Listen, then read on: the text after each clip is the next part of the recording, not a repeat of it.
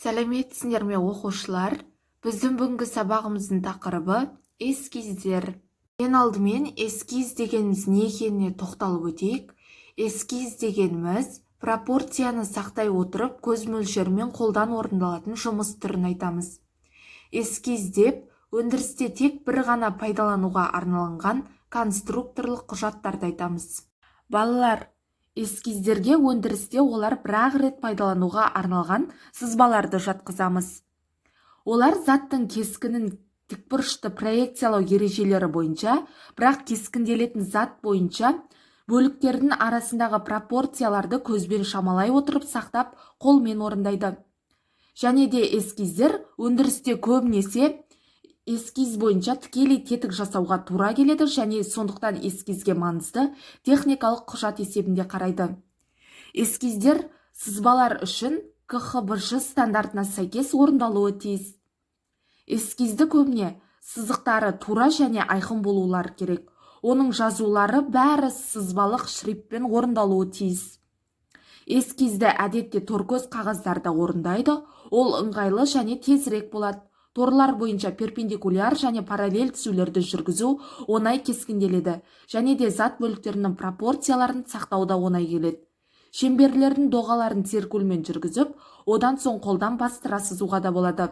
Эскизді жұмсақ М немесе 2М қарындашпен де орындайды. Енді өлшеу құралдарына тоқталып өтетін болсақ, оған нутрометрлер, кроноциркульдер, рулетка мен болат сызғыштарды және де штангенциркуль мен бұрыштықты жатқызуға болады. Балалар, сендер білесіңдер ме? Конструкторлар эскиздерді мысалы жаңа машиналарды жобалағанда да пайдаланылады.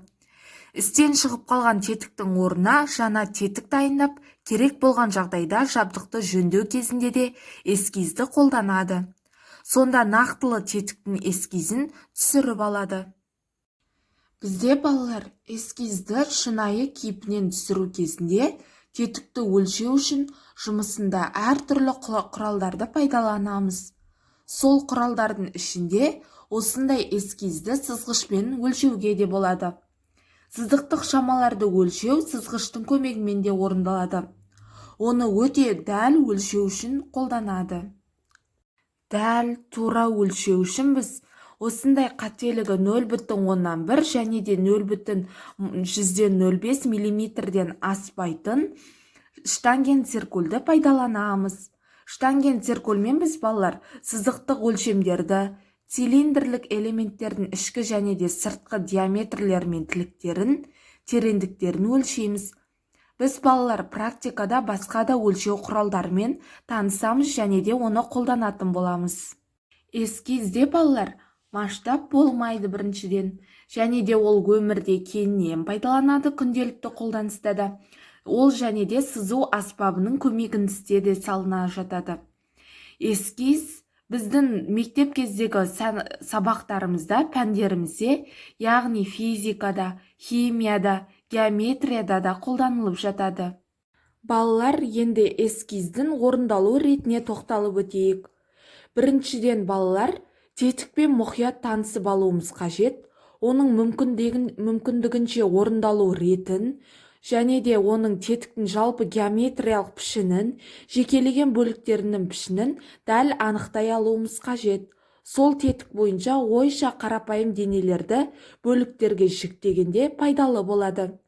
Екіншіден, негізгі түрін таңдап алған жөн, ол тетіктің пішіні жайлы айқында барынша толық мағлұмат беруі тиіс. Ол үшіншіден, тетіктің пішінін мен өлшемдерін толық білу үшін неше түрі қажет болатынын анықтап алуымыз қажет. Негізгі түрде штрихталатын сызықтарды мүмкіндігінше аз болуы тиіс. Тетік қалыңдығының шартты белгіленуі, ол диаметр мен квадрат белгілерін пайдалана отырып, түрлердің санын мен азайтуға да болатынын ұмытпаңдар. Балалар, сонымен қатар төртіншіден тетіктердің кескіндерін эскизде түрлі ретпен де салады. Оларды ең бірінші таңдап алған пішінді парақта сызба өрісін шектей жақтауды және сыртқы жақтауды сызып алады. Міне суретте көрсетілгендей, және де негізгі жазудың графаларын белгілеп алады. Екіншіден, сызба өрісінде кескіндердің қалайша жақсы орналасу керектігін екенін анықтап, оның жіңішке сызықтар мен тұрпаттық түрлерін тікбұрыштап сызады. Қажет болған жағдайда осьтік және центрлік сызықтарды жүргізіп алады. Және де шағын элементтерді кескіндемей отырып, түрлі тетіктердің көріністерін контурларын сызып алады. Ол балалар үшіншіден, тетіктің көрінбейтін бөліктері мен шағын элементтерін штрихталған сызықтармен көрсетеді, суретте көрсетілгендей. Және де шығару және өлшемдік сызықтарын жүргізеді. Тетікті өлшейді де, одағы өлшемдік сандардың қажет болған жағдайда жазуларды да жазып көрсетеді. Мінекей бұлай сандарды жандарына жазып көрсететін болады. Негізгі жазуды толықтырады және ондағы тетіктің қандай дайын материал екендігін көрсетеді. Балалар, осымен сабағымыз аяқталды. Мен сендерге бүгін эскиздер жайында толық мағлұматты түсіндіріп өттім деп ойлаймын. Сендерге келесі сабаққа осы эскиздер жайында тағы да мағлұматтар тауып келулеріңді сұраймын. Оны мен міндетті түрде тексеретін боламын. Қош сау болыңдар.